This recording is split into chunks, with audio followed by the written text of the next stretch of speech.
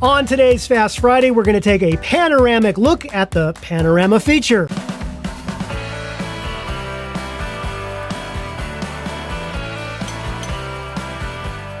Hi everyone, welcome to Pal to Tech. Today we're talking about the Panorama Mode on Fujifilm X cameras. You know, the little warped rectangle looking icon located on one of the top dials? Once you turn the dial and put the camera in Panorama Mode, you'll see a screen that looks just like this. Now the idea here is that while you're panning across to shoot your images, you need to keep the little white plus along the yellow line. Do you see that right there? And this could actually be tricky to do when you first try it out to keep your camera exactly level. So what you want to do is you want to face where you are ending the pan, right? Have your feet, everything facing that direction, then rotate your body to where you're starting the pan, then do the panoramic shot like that. So to shoot your panorama, simply press down on the shutter button, right? However, you do not need to hold down on the shutter button while you're doing the pan. It may take you a few times to get used to the speed of how your camera shoots panoramas. And if you don't go fast enough, you'll see this error message and you're gonna have to start over. These two arrows in the panorama screen correspond to these two buttons on the D-pad right here. You can also move the joystick on the camera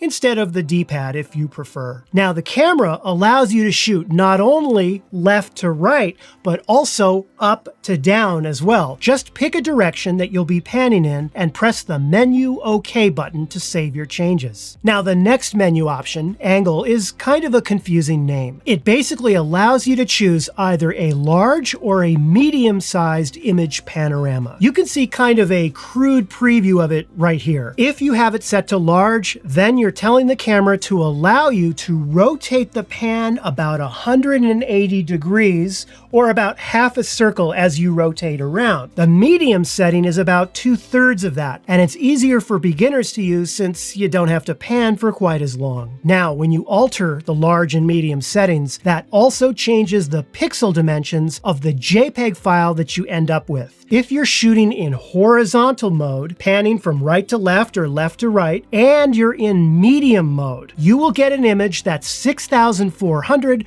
by 1440. If you set it to large, you'll end up with an image that's 9600 by 1440. Now check this out. If you set the camera to medium panorama mode and you specify it to angle up and down, right, in the settings, but then you flip the camera like this and you start your pan left to right, okay, you will end up with a JPEG that's 6400 by 2160. And finally, if you set the camera to large panoramic mode and flip the camera like this, you will get the best possible panorama image that's 9600 by 2160. You've got to try this out. So I have a few tips for you for shooting in panorama mode. The first is that you can only shoot with JPEG. Panorama mode will not work with RAW files.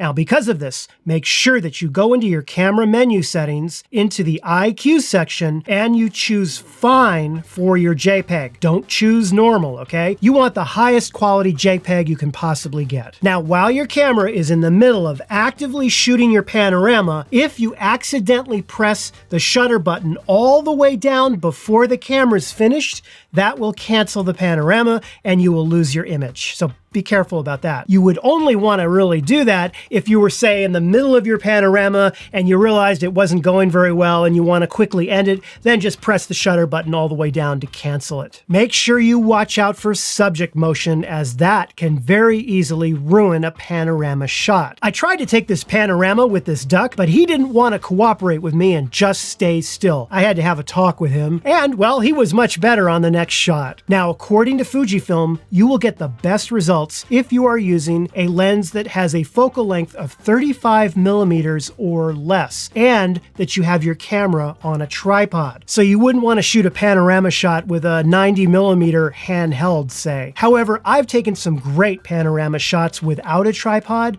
so I don't think it's entirely necessary to have one. Remember to turn your body before you start your panorama and face where you're going to end the pan. Then twist your body, keeping your feet planted firmly That way, turn your body toward the start of the panorama and then ease yourself back around. Dealing with consistent exposure between each panorama shot that's stitched together can often be difficult. If you shoot in automatic exposure mode, your camera will alter the exposure for each and every shot in the panorama that's stitched together. That can lead to vertical banding problems as the camera is trying to auto-expose for each part of the scene, and the exposures don't always match up in your resulting JPEG. What I prefer doing is setting my exposure manually. What I'm doing is I'm looking for a place in the pan that represents kind of an average of the light to the dark areas of the scene. Then I expose for that. Then once I've done that, I kind of swing the camera back and then I swing it over again and I look at the histogram and I make sure that I'm not blowing out any highlights. Assuming all is okay, I will then take my panorama shot with those settings. Sometimes though, there's just too much dynamic range in the scene and you will need to use the automatic mode and let the camera alter the exposure between each section of the panorama. Another thing you could do is go into the wrench in your menu, go to button dial setting, go down to shutter auto exposure and make sure that it's turned on. AFS is turned on. What you could do then is aim your camera at that area that represents the overall scene and press halfway down the shutter button. Then you could try taking the panorama and it'll lock exposure on that area that you've selected. However, I tend to prefer to put the camera in manual exposure mode most of the time. Keep in mind that you can always correct some exposure issues in post-production, but whatever you do, make sure that you take care not to expose so high as to blow out your highlights. Remember that you're shooting in JPEG and you will have much less latitude in post-production. Like the HDR feature, the panorama feature on your Fujifilm camera is certainly not as good as shooting separate photos manually and then stitching them together in post-production. However, to capture a few quick and easy panorama shots on the go, the panorama feature on the Fujifilm camera isn't bad. Well, thank you so much for watching. I hope you enjoyed the video, and if you did, be sure to give it the like and subscribe. Get out there this weekend and shoot some amazing panorama shots. It's a lot of fun. You should try it out. And I am signing off now, and I will see you in another video next week. Take care.